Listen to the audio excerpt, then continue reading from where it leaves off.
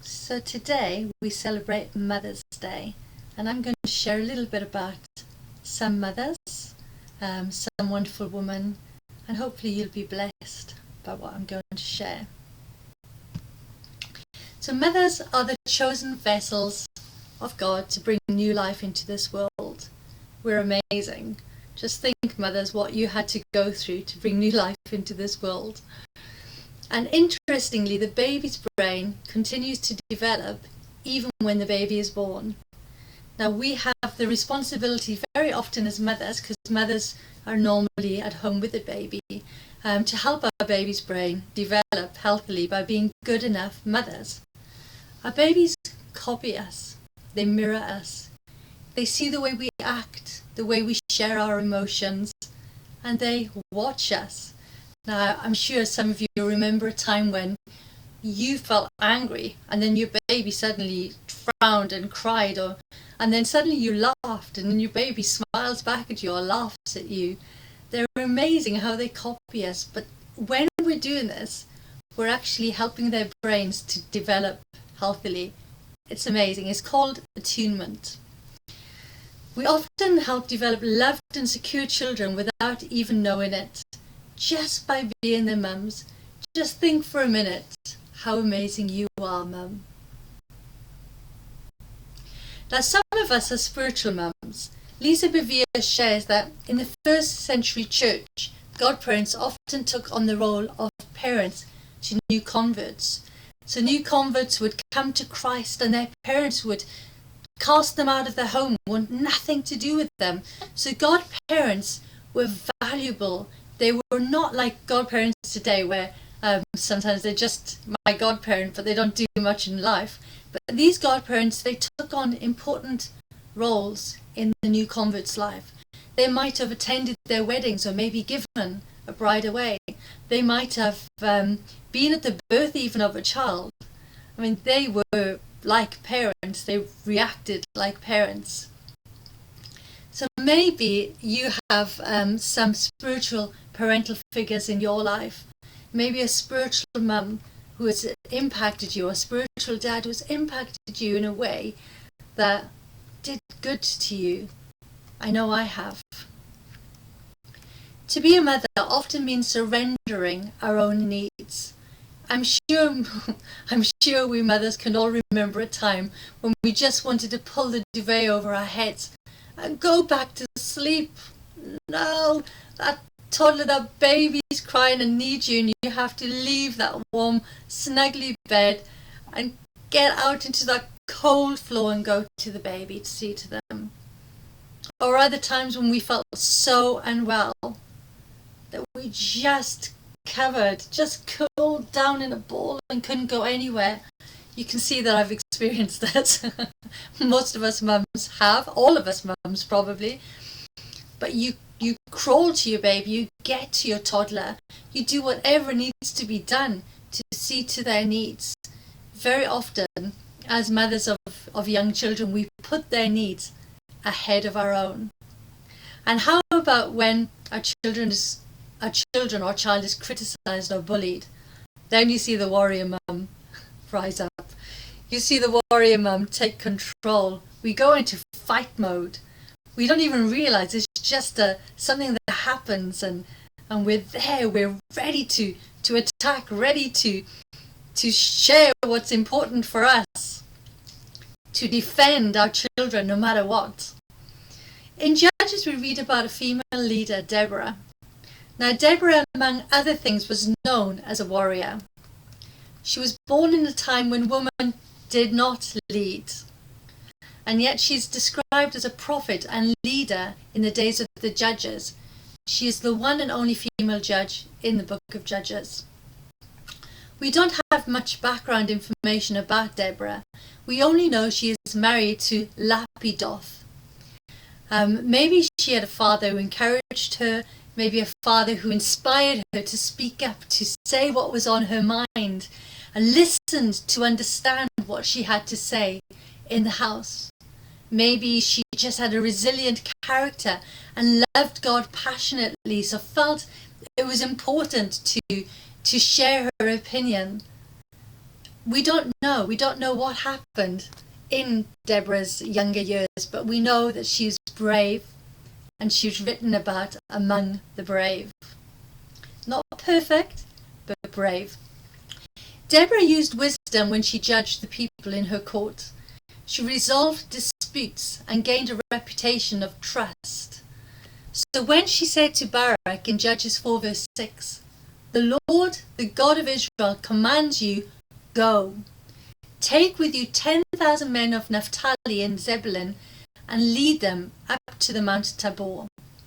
Basically telling Barak to trust a message and go to war against an army that had treated Israel cruelly for 20 years. An army with 900 chariots, a seemingly impenetrable army. But Barak agrees to go. He agrees to go and obey the command of the Lord only if Deborah joins him. Now, I don't know. I don't know what you men think, but I know as a woman, this really encourages me, because even today, when you look at women leaders, they have a hard time. I don't want to name some of the political leaders, but very often they are called derogatory names for leading, and sometimes they've led really well, whereas men don't always get treated like that. So I'm really blessed that Deborah is named among the judges and was able to lead and come along and give her wisdom and advice to help Barak lead an army. So he gathers the army and he obeys the command of the Lord only if Deborah joins him. She does. And in verse 9 we read that it is a woman who gains the honour for this victory. Yes, a woman that gains the honour for this victory. In Judges 5 verse 6 to 7, Deborah sings, "The highways took to the winding paths. Villagers in Israel would not fight. They held back until I, Deborah, arose, a mother of Israel." What struck me here was the change in the landscape and the lethargy that took hold of Israel. The highways took to winding paths. People were afraid. They were restricted from travelling the convenient routes, so they took to obscure paths, hidden and safe.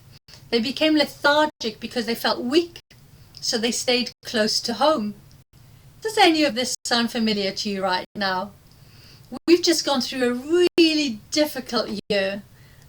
We've gone through a year that none of us have ever experienced before.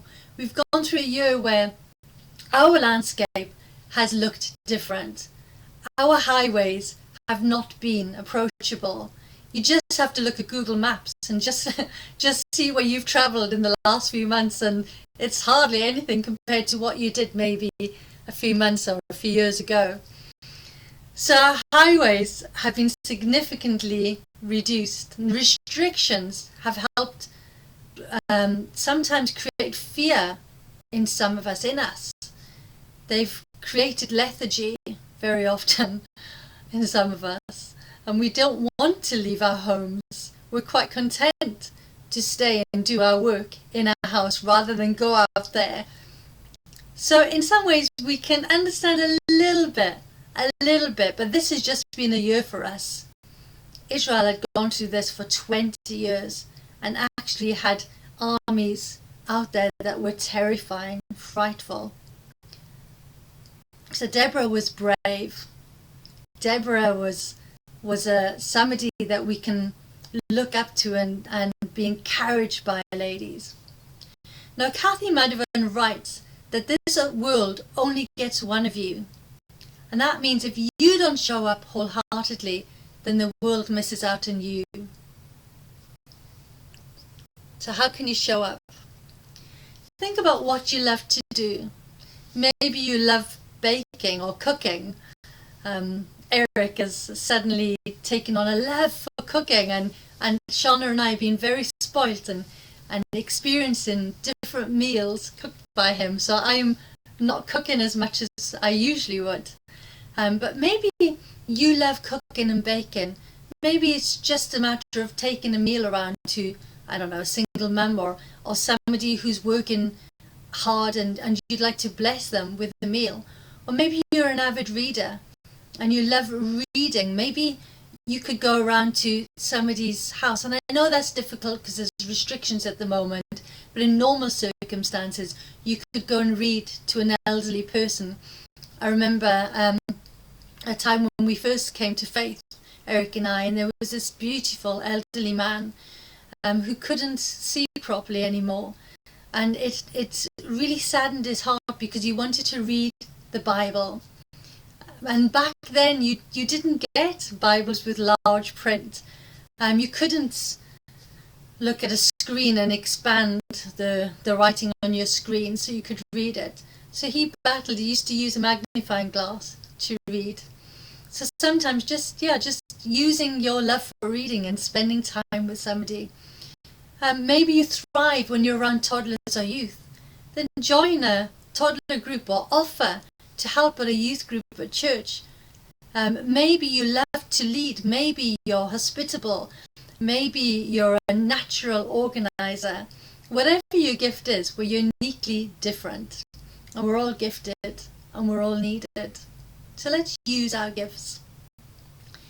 Being a mum is more than raising our children. I heard my son say to his sister when he was a little boy, "Mummy's doing all the work, but that's what mummies are for, hey?" Now there is a lot of pressure for us mums to be Wonder Woman, to cook the best meals, to play whenever our children require us to play, to look really good while we're doing all of this, and to keep a clean house, and sometimes even go out to work while we're raising a family. But the pressure to be perfect often comes from within, often comes from Western society. And sometimes we just need to breathe, rest. Now, one lady I've recently come across whilst listening to podcasts is Dr. Edith Eger. Now, Dr. Edith Eger is a renowned psychologist and a public speaker today, and she's 93. She writes books and speaks at conferences, and she encourages us to empower each other with our differences, to enjoy each other. And when she was just a teenager, she was taken alongside her family to a concentration camp. And as soon as they arrived, her mother was taken away from her and led to the gas chambers.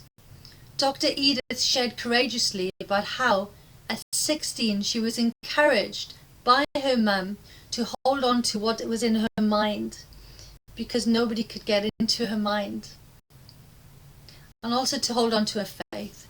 She believes that our biggest prison can be in our mind, and that is why she became a psychologist, to help others gain freedom from the prison within. So while our children are young, we do make sacrifices, but I have learned that God still has plans and purposes for us mothers. In Ephesians 2 verse 10, and I'll let you turn to that, Ephesians 2 verse 10.